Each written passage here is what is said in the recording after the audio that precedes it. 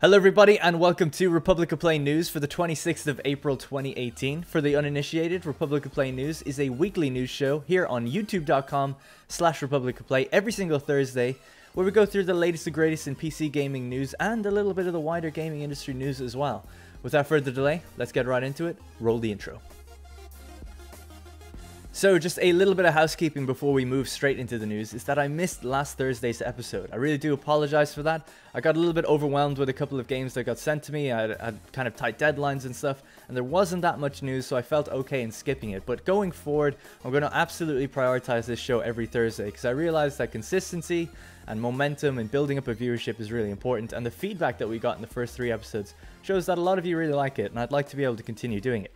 So let's just get that out of the way. I apologize for that. Hopefully every Thursday now going forward we'll try to absolutely never miss an episode, or if we do, maybe we'll just post one a day late instead of missing an entire week. But always check your sub feeds every Thursday for a show, or check my Twitter in case you think it's not there for some reason. Alright, so going forward, what we like to cover first is the noteworthy releases in the past week, and the 2 that come to mind are Battletech and Frostpunk. So if we have a quick look over here on OpenCritic.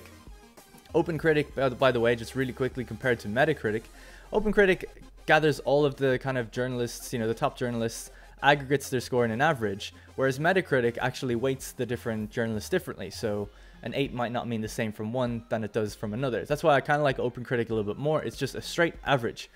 So Battletech's been receiving pretty good reviews. I mean, it's on an 83 overall. It's got a little bit less on Steam. It's coming in at around a 71. It was mixed for a long time, but now it's mostly positive. It's kind of creeping up a little bit. And for me, I do still plan on doing a review from this game. It's really long, and Frostpunk took all my time earlier. But people have requested that I do it even after the game's out. So I'll see if I can make time and try to get one out at the very end of this week or at the very earliest of next week. I do think the game, just generally speaking, is quite good. I feel like the production quality is a little bit low. It doesn't feel like a AAA game to me. It kind of feels like a really, really good indie game. It just feels like it's lacking a little bit of polish and budget. But anyway, we'll talk about that in the review if I get to it. Generally speaking, I think it's quite good. I got a 40-minute Let's Play of 10 minutes of campaign, 30 minutes of battle, if you want to check it out on my channel. So if you need any more information, go there. Check some of the reviews, check some of the channels out. I believe Party Elite is a pretty good channel that's did some tips and tricks and things like that, so you should check that stuff out. So then the next release is Frostpunk. If you've been following my channel, you probably know a decent amount about this game. I reviewed it, I covered it early and stuff. Really like the game. It's received an 85 here on OpenCritic as its aggregate, and on Steam it's coming in at an 86, and I actually gave it an 8.6, which is an 86. So pretty much my views seem to be in line with the general, the general consensus, from Steam and from Metacritic or OpenCritic. I keep calling it Metacritic. I really like this game. I've kind of said my piece on it. Check my review if you want to check it out. It's kind of a longer review for the size of game, but there's actually a lot packed into the game, even though the replay value isn't that extended. It's not it's not a sandbox city builder, but it is a really focused, good experience. The couple of playthroughs that you will have with it. So I recommend you check out my review, check out some gameplay, do some research if you haven't yet picked it up. I do think it's a fantastic game and it's getting great reviews. Alright, so the next bit of news that I want to get onto is the kind of headline for this show, which is the Fallout Miami, not DLC, but mod. Okay, this is it's a mod, but the quality of this mod is of the level of a DLC, and that's what the team are striving for. Let's check out the trailer. It's only a minute long.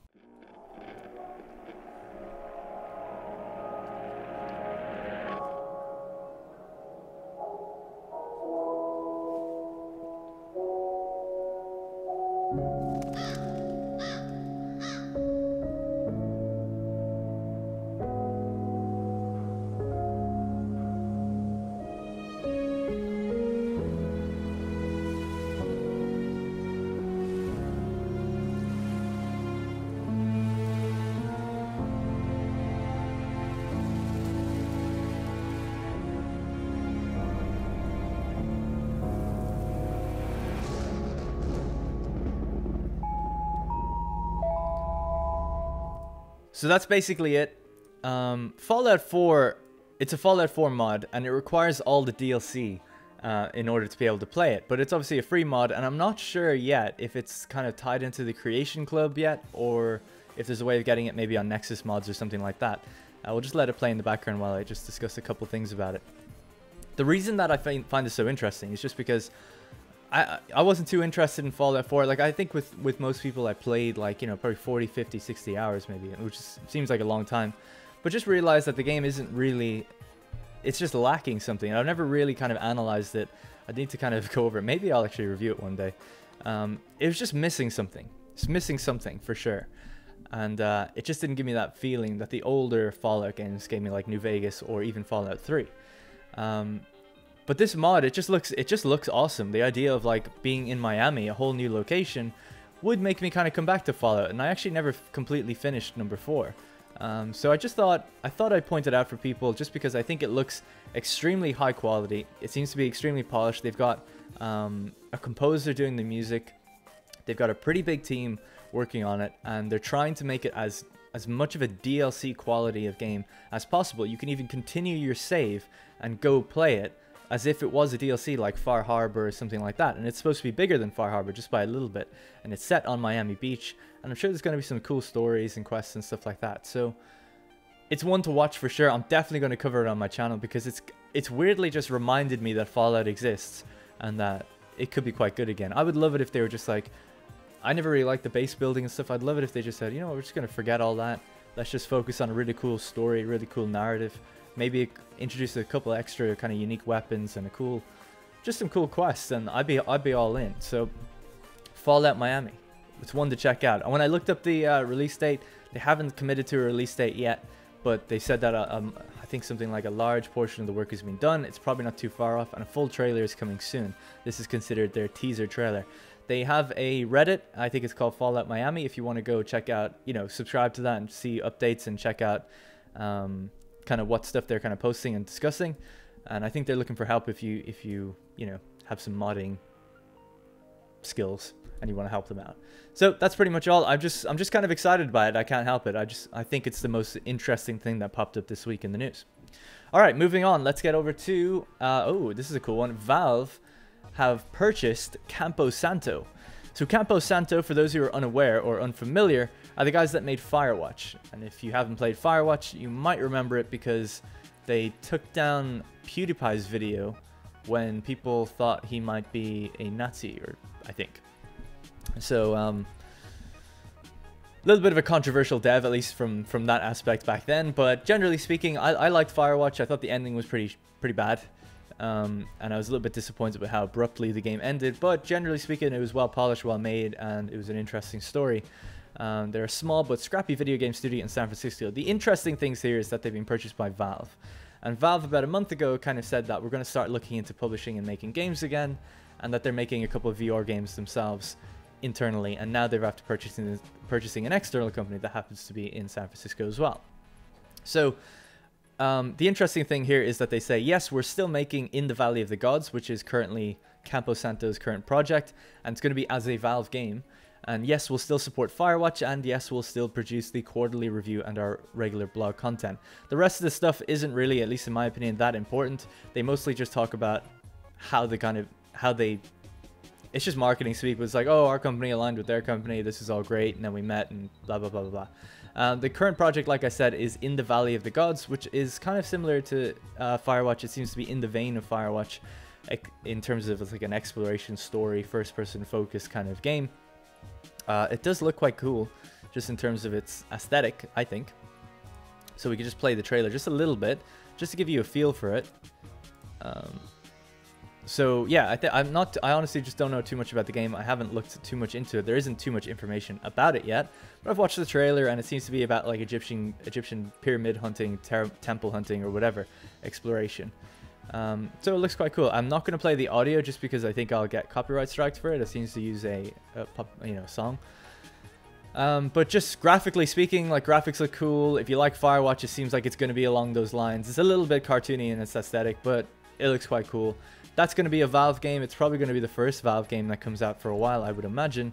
And the interesting thing, I think, surrounding this conversation is just that Valve are now kind of turning more into maybe possibly a publisher of games. It doesn't seem like this is going to be tucked away for years while Valve like rework it, put it on source, and really change what's going to happen with it. It seems like they're just acquiring a developer that's making a game, and they're going to let them make their games and they're just acquiring a developer like a Sony studio or a Microsoft would, rather than perhaps interfering with it too much. Because Valve have acquired a couple of studios in the past. I mean, they acquired Turtle Rock from the Left 4 Dead guys, but they broke away and just went to make Evolve. And they acquired another studio that the name escapes me at the moment, but they ended up never releasing their game, and they ended up just getting dissolved. So the track record for Valve acquiring companies isn't that hot. But this time it seems to be a bit of a different approach, and they just want to get publishing games again, which is pretty cool. So yeah, just thought that was kind of a relevant piece of information. If story exploration games are your thing, then there you go. I know this is kind of a strategy focused channel, so a lot of you probably scoff at this kind of game. And I would just hope that they've taken some feedback from Firewatch and they can really flesh out the story just to be a little bit better. But in terms of the actual gameplay, I thought Firewatch was pretty cool. Alright, so let's move on. Next story. Gotta open this one separately. This is kind of an interesting one. So Microsoft have kind of shut down the Eldewrito. So if you're not familiar, Eldewrito is basically a mod community project that reignites Halo Online.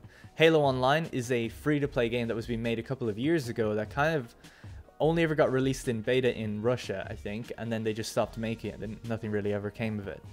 Eldewrito kind of takes that, reignites it, brings it back online, hosts their own servers, and changes a few things for people to be able to play Halo Online. So now they've not been, I don't think they've been issued a DMCA, which is to cease everything that they're doing, but rather they've been in communication with Microsoft now, who says they have to halt production on their mod while they figure out what they can do. Basically, so this comes from the HaloWaypoint.com site by 343 Industries. Today we want to let our community know that Microsoft has initiated actions to protect its Halo IP in the wake of the recent Eldewrito PC release. While we are humbled and inspired to see the amount of passion poured into this project, the fact remains that it's built upon Microsoft-owned assets and that were never lawfully released or authorized for this purpose. As this project reverberated across the community, our team took a step back to assess the materials and explore possible avenues. While Microsoft, like any company, has a responsibility to protect its IP, code, and trademarks, it's not optional, in other words.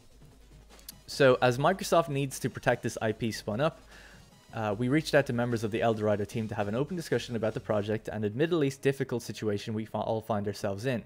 The Eldewrito team is understandably upset at this outcome given the time they've invested into the project, but they understand the legal implications and the need to press pause on this work. One thing remains clear, the community really wants more Halo on PC, and as we look ahead, we're very excited about prospects of an official classic Halo experience making its way to PC, and we hope to be able to partner with the Eldewrito team and broader mod and content creation community to help inform the types of experiences and features our fans desire. So sorry for the long word gore stuff there, or quote, whatever, you get it. Sorry for just talking in your face for a while there, but basically, to sum all of this up, they seem to have gone about it in a rather respectful way. They haven't DMCA'd, the mod or the online is still up and available to play. You can still play Eldewrito. I think you'll actually get banned if you stream it though. But if you really want to play Halo Online, I believe you can now do so because of the 0.6 update. If you go to reddit.com/r/Halo Online, I believe that's where you can kind of find out the information you need to know if you wanted to play it. I was never a Halo fan. I never really owned an Xbox. I just played Halo 3 with a friend. And it's not something I'm too interested in. But obviously it has a huge and passionate fan base. And it'd be interesting to see what they're working on for the future, because they seem to have hinted that they're working on something in the future. So yeah, that's pretty much it. I think what I wanted to talk about here was the fact that they've done this in a really respectful way, and the Eldewrito community seems to be pretty happy with it. Eldewrito the team have actually been DMCA'd a couple times, I think, before by Microsoft for uploading code to GitHub and or files to GitHub that, you know, aren't supposed to be shared or readily available.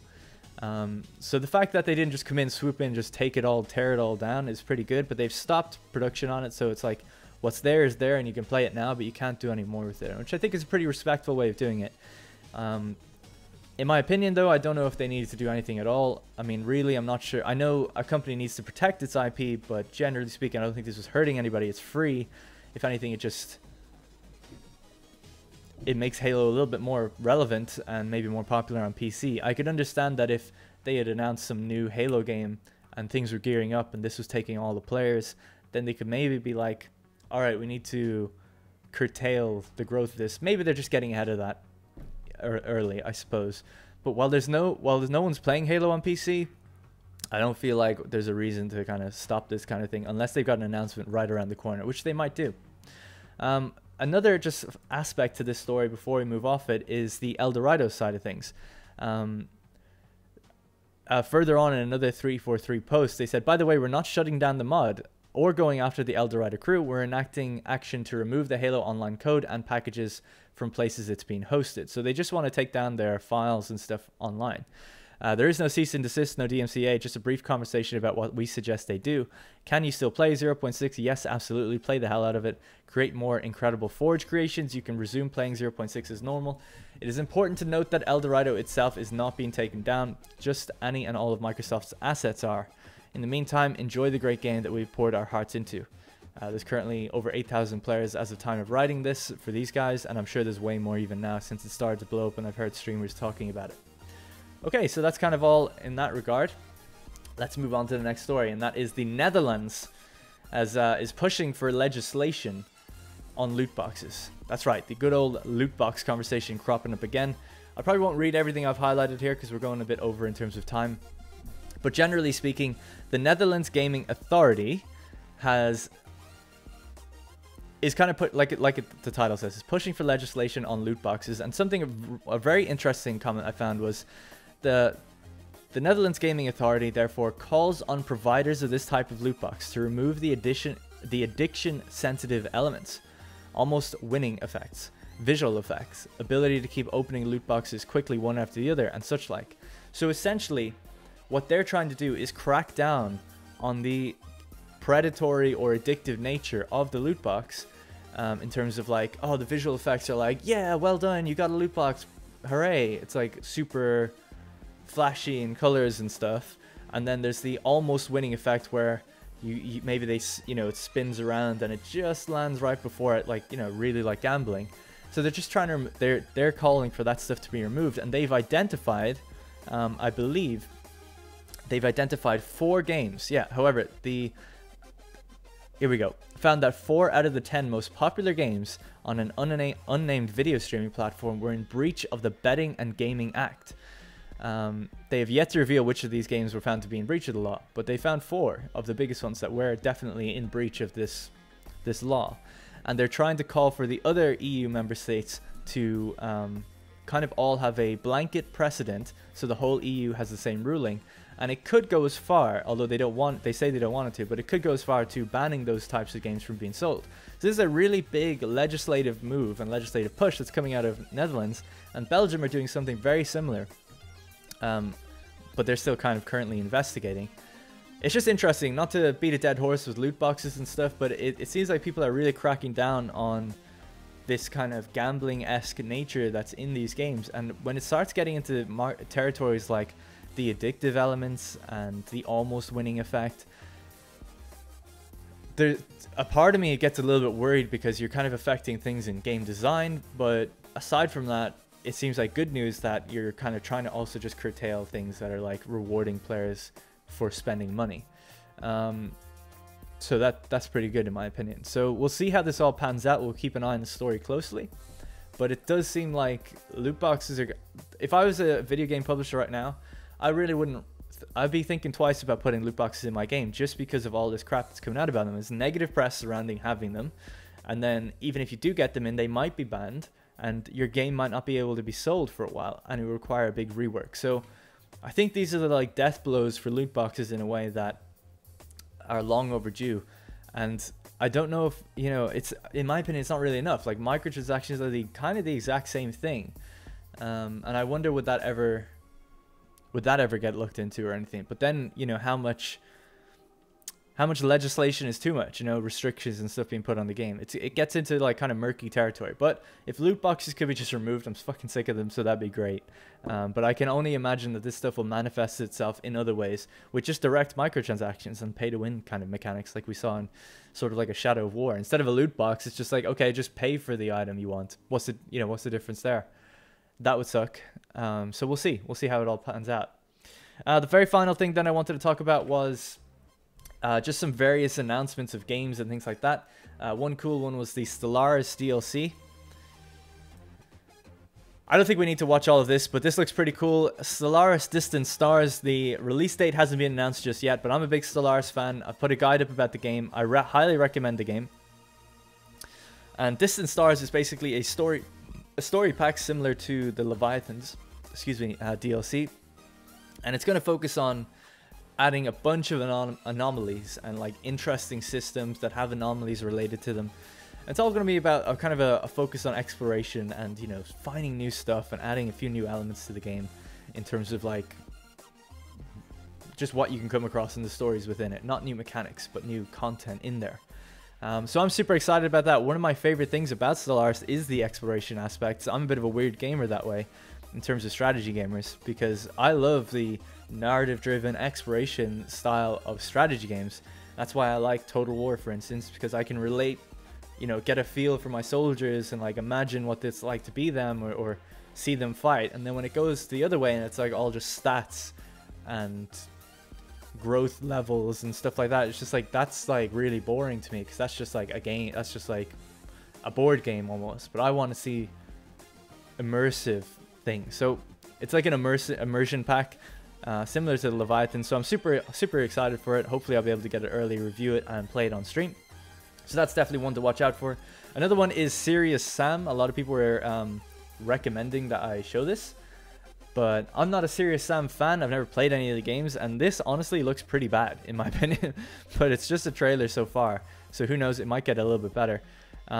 Basically we just have, I'm assuming, Sam driving his motorcycle around here, and he just shoots a guy. That's like the whole trailer. Serious Sam 4 Planet Badass. It's been published by Devolver Digital, which are actually a great publisher, so maybe it will be better than it seems, but it does seem to be kind of a low budget title. There's no announced date or anything like that, but it did just get revealed, and we just have this guy.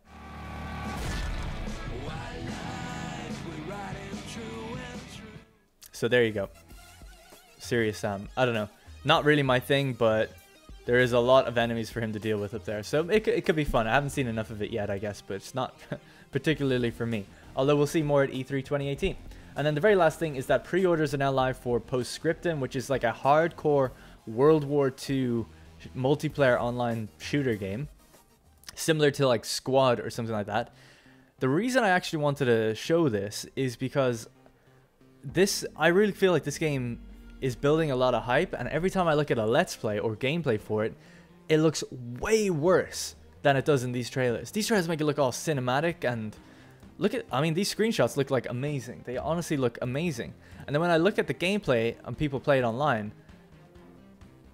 it's like, this is complete like bullshit in terms of these screenshots. Now, I'm not trying to go after obviously a small studio making something that's I would actually really like to play, but there's a serious discrepancy between the images they're showing, the trailers they're showing, the game that I've seen, even though I'm watching it in its beta or alpha state at the moment. So keep an eye on it. Pre-orders are now active. The game costs £23.79, so probably about $30. Keep an eye on it, but don't go jumping in based on what you see here alone. Make sure you check out some gameplay, and hopefully I can maybe cover the game as well. Spring 2018 is apparently when it's coming out, so it's probably not too far away. And that, ladies and gentlemen, is going to be it for Republic of Play news for the 26th of April. I hope you guys enjoyed it. Remember, if you want to check out the latest stuff on my videos, I've got Frostpunk, Battletech, Factorio, Stellaris, and then the previous news videos and different things. So yeah, Thrones of Britannia is right around the corner. I'm very excited to play it. So I'll look forward to seeing hopefully some people on stream for that next month. And if not, I'll have a review out about that game as soon as I get my hands on it, which will probably be the day of release. Alright, thank you guys very much for watching, and I'll see you in the next one.